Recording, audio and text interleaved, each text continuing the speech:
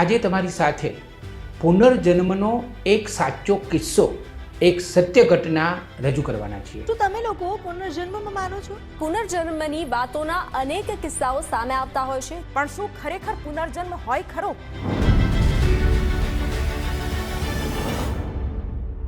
ગુજરાતના બનાસકાંઠા જિલ્લાના ખસા નામના એક ગામમાં અજબ બનાવ બન્યો છે. 5-6 વર્ષની દક્ષા ઠાકોર નામની દીકરી ગુજરાતીમાં બોલવાને બદલે હિન્દીમાં બોલી રહી છે. તેની માતૃભાષા તો ગુજરાતી છે, ખેડૂત પરિવારની દીકરી છે, બોલતા શીખી છે તો હિન્દીમાં જ બોલે છે. આવું ક્યાંય બનતું નથી. આ દુનિયાનું કોઈ પણ બાળક માતૃભાષામાં જ વાત કરતું હોય છે, ત્યારે આ હિન્દી ભાષામાં બોલે છે. એ એમ કહે છે કે મારો આગલો જન્મ અંજારમાં થયો હતો અને ભૂકંપ વખતે મારા ઉપર ધાબુ તૂટી પડ્યું હતું અને મારું મૃત્યુ થયું હતું. દક્ષા નામની આ નાનકડી છોકરી પોતાના આગલા જન્મની વાત કરે છે. ओके बेटा, क्या नाम है? मेरा नाम तो अभी तक शाहिद है। और पहले तू कहाँ थी? पहले अंजार में थी। अंजार में क्या नाम था तेरा? अंजार में पिंजल नाम था। क्या हुआ था तेरे साथ उधर? वहाँ मैं मर गई थी। कैसे मरी थी? मेरे ऊपर एक बड़ा सा ढाबा गिरा था। ढाबा कैसे गिरा था? धरती गम हुआ था। धरती कब हुआ था? कब हाँ? हुआ था? 2 साल में। उस समय। और मम्मी पापा भी साथ में उस टाइम मर गए थे? नहीं, तो उस टाइम खाली मैं ही मरी थी। આવો જ એક કિસ્સો અમરાપુર ગામનો છે. આ અમરાપુર ગામ પહેલાં બનાસકાંઠા જિલ્લામાં જ હતું. તેનો તાલુકો હતો સાંતલપુર. હવે એનો જિલ્લો બદલાયો છે. એનો જિલ્લો છે પાટણ અને તાલુકો છે સમી. આ ગામ અમદાવાદથી 184 કિલોમીટર દૂર અને બાસ્પાથી માત્ર 31 કિલોમીટર દૂર આવેલું છે. આશરે 1500-2000ની વસ્તી ધરાવતા આ ગામમાં તમામ જ્ઞાતિ અને સમાજના લોકો વસે છે. આ ગામમાં નાડોદા પટેલના પણ કેટલાક ઘર છે. એમાં એક પ્રતિષ્ઠિત ખોરડું કે ઘર એટલે કે ખેતાબાનું ઘર. ખેતાબા અને મણિમા આ પતિ પત્ની. તેમને કુલ 6 સંતાનો. પહેલી દીકરી ધૂળીબહેન, પછી રતુભાઈ, પછી હમીરભાઈ, પછી હરખુબહેન, પછી ધનીબહેન અને છેલ્લે દાનુભાઈ. અલબત્ત જે દાનુભાઈ છેલ્લું સંતાન હતા એમનું તો નાનપણમાં જ અવસાન થયું હતું.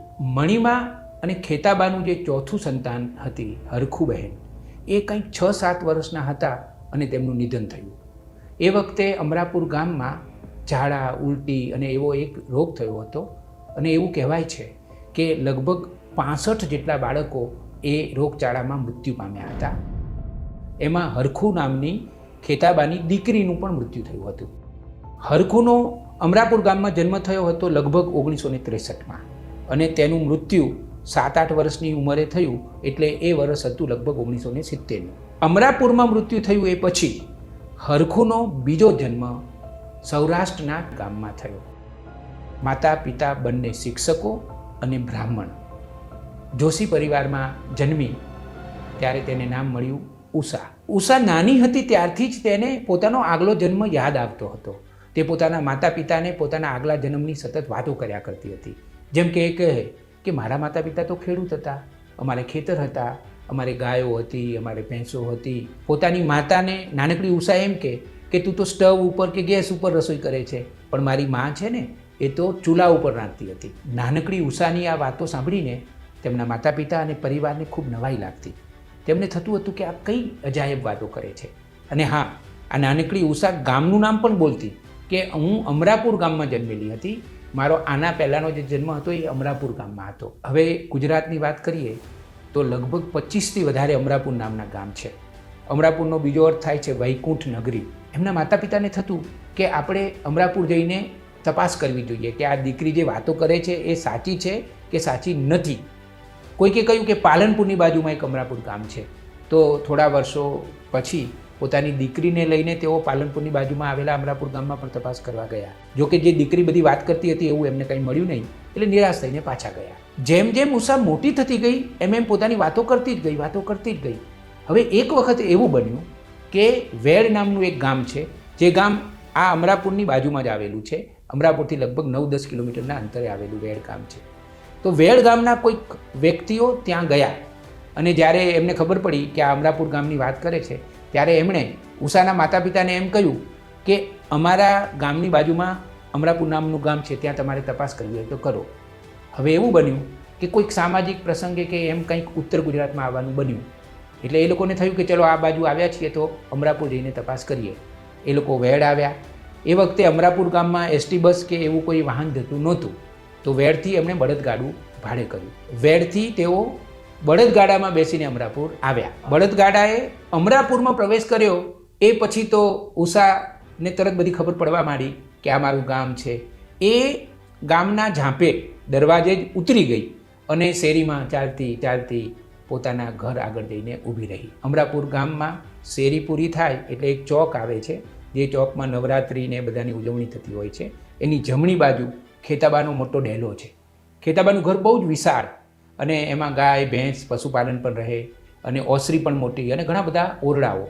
તો આપણી આ ઉષા તો ત્યાં ગઈ, પોતાના માતા પિતાને પગે લાગી, પોતાના ભાઈ બહેનોને મળી અને એણે બધી વાતો કરી કે તમને ખબર છે આપણે આમ કરતા હતા, આપણે આમ કરતા હતા. એણે બધું જ ઓળખી લીધું. પોતાનું ખેતર પણ ઓળખી બતાવ્યું હતું, પોતાના સ્વજનો મિત્રો બધા ઓળખી બતાવ્યા હતા અને એટલી બધી વાતો કરી હતી જે વાતો ખરેખર સાવ સાચી હતી. અમરાપુર ગામમાં એક કાશીગીરી મહારાજ, એમનો આશ્રમ પણ ખરો. એ કાશીગીરીના દીકરી બબી બહેન એ નાનપણથી જ પ્રજ્ઞાચક્ષુ હતા. આ જ્યારે ઉષા હરખુના નામે અહીંયા અમરાપુરમાં રહેતી હતી ત્યારે એ નિયમિત રીતે બબી બહેનનો હાથ પકડીને એમને રામજી મંદિરમાં દર્શન કરવા લઈ જતી, આરતીમાં લઈ જતી. એ અમરાપુર આવી, બબી બહેનને મળી, એટલું જ નહીં ફરી એક વખત એમનો હાથ પકડીને રામજી મંદિરમાં દર્શન કરવા પણ લઈ ગઈ. એવું કહેવાય છે કે આત્મા જ્યારે શરીર છોડી દે છે પછી પોતાની સાથે જે બધું લઈ જાય છે એમાં કર્મો લઈ જાય છે અને સ્પર્શની ભાવના લઈ જાય છે, પરંતુ સ્વાદ લઈ જાય છે કે નહીં એની ખબર નથી. પણ આ કિસ્સામાં એવું જોવા મળ્યું છે કે સ્વાદની ભાવના પણ આત્મા પોતાની સાથે લઈ જાય છે. કેવી રીતે? ઉષાએ પોતાના માતા એટલે કે આગલા જન્મના માતા મણિમાને એવું કહ્યું કે માં, મને તારા હાથની બનાવેલી ખીર બહુ ભાવતી હતી, તું ખીર બનાવ. એ પછી મણિમાએ ખીર બનાવી અને ઉષાબહેને એ ખીર ખાધી. ઉષાબહેન જ્યારે પોતાના માતા પિતા સાથે અમરાપુર ગામમાં આવ્યા ત્યારે એમની ઉંમર લગભગ 17 વર્ષની હતી અને એ વર્ષ હતું 1986 અથવા 1987. ઉષાબહેન અમરાપુર ગામમાં ઘણા બધા લોકોના ઘરે ગયા. એવી જ રીતે તેઓ પ્રભુરામ તન્નાના ઘરે પણ ગયા હતા. પ્રભુરામ તન્નાની દીકરી ઇન્દુબહેન સાથે એમને આગલા જન્મમાં પરિચય હતો. તેઓ બહેનપણીઓ હતી. ઇન્દુબહેને ઉષાબહેન માટે રસોઈ બનાવી અને ઘણી બધી વાતો કરી. ઘણી જૂની વાતો ઉષાબહેનને યાદ હતી. એ બધી વાતો તેમણે વહેંચી અને એ પછી તો લાંબા સમય સુધી ઇન્દુબહેન અને ઉષાબહેન સાથે પત્ર વ્યવહાર પણ થયો. આ વાતનું સ્મરણ કરતાં ઇન્દુબહેન કહે છે કે નિયમિત રીતે ઉષાના પત્રો ખેતાબા ઉપર આવતા. ખેતાબા એ પત્ર લઈને મારી પાસે આવતા, હું એ પત્ર વાંચતી અને પછી ખેતાબા જે જવાબ લખાવે એ જવાબ પણ હું લખી આપતી. જ્યારે એ પત્ર ચલાલા ગામમાં ઉષાબહેન પાસે પહોંચતો ત્યારે ઉષાબહેન દોડતા દોડતા એવું ના કહેતા કે મારો પત્ર આવ્યો છે, એવું કહેતા કે મારો બાપો આવ્યો છે. જ્યારે ઉષાબહેન અમરાપુરમાં આવ્યા ને ત્યારે ગામના ઘણા બધા લોકો, વસંતભાઈ જોશી અને બીજા ઘણા બધા લોકો હતા, એમણે એમની કસોટી પણ કરી હતી. બધું ઝીણું ઝીણું એવું બધું પૂછ્યું હતું કે ખરેખર ખબર પડે કે આ ગપ્પા મારે છે કે એને બધું જ સાચે યાદ છે. પણ એના બધાના આધારે તો છેવટે એવું જ સાબિત થતું હતું કે ખરેખર ઉષા આગલા જન્મમાં હરખું જ હતી અને એને બધી જ નાની નાની બાબતોની ખબર પણ હતી. એ પછી તો ઉષાબેને પોતાના આગલા જન્મના માતા પિતા અને પરિવારજનો સાથેનો સંબંધ જીવંત કર્યો. જ્યારે ઉષાબહેનનું લગ્ન થયું ત્યારે અમરાપુર ગામથી તેમના પિતાજી ખેતાબા અને ભાઈ હમીરભાઈ ગયા હતા. લગ્નમાં ગયા હતા એટલું જ નહીં, કન્યાદાન પણ કર્યું હતું. એટલું જ નહીં, જે વ્યવહાર થતો હોય એ વ્યવહાર પણ કર્યો હતો. અત્યારે ઉષાબહેન પરણીને પોતાની સાસરીમાં પરિવાર સાથે સુખી જીવન જીવી રહ્યા છે. એટલું કહેવું જોઈએ કે એમને જે કિશોરાકાળ સુધી પોતાનો આગલો જન્મ યાદ હતો એ ધીમે ધીમે ઓછો થતો ગયો. એમનું એ સ્મરણ ધીરે ધીરે ઘટવા માંડ્યું. ઘણા બધા કિસ્સાઓમાં આવું બનતું જ હોય છે. આપણે ઘણીવાર એવો વિચાર કરીએ છીએ કે મૃત્યુ પછી શું? મૃત્યુ એ રહસ્યમય પ્રદેશ હોવાથી આપણને એનો ડર લાગે છે. આપણને ખબર નથી કે આપણે મરી જઈશું પછી આપણું શું થવાનું છે. એવું માનવામાં આવે છે કે આત્મા એ તો પરમાત્માનો અંશ છે.